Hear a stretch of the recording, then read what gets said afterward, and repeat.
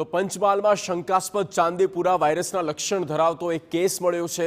ગોધરાના કોટડા ગામની 4 વર્ષની બાળકીને શંકાસ્પદ લક્ષણો દેખાયા। બાળકીમાં ખેંચ, તાવ અને ઉલટીના લક્ષણો હતા।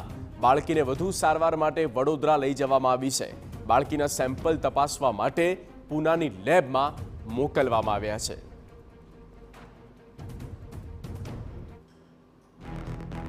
4 વર્ષની દીકરી જે 16 તારીખે 8 કલાકે સિવિલ હોસ્પિટલમાં દાખલ થયેલ, શંકાસ્પદ કેસ તરીકે ગણીને એના પછી એ જ દિવસે 16 તારીખે સિવિલ હોસ્પિટલ બરોડા ખાતે રિફર કરેલ છે અને એમનું બ્લડ સેમ્પલ પણ લેવામાં આવ્યું છે।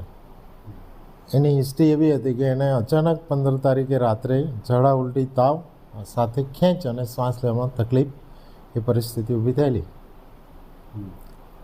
હાલમાં તો આપણે જે એજ ગ્રુપમાં થાય છે એ પ્રમાણે શંકાસ્પદ ચાંદીપુરા તરીકે જ લેવામાં આવે છે।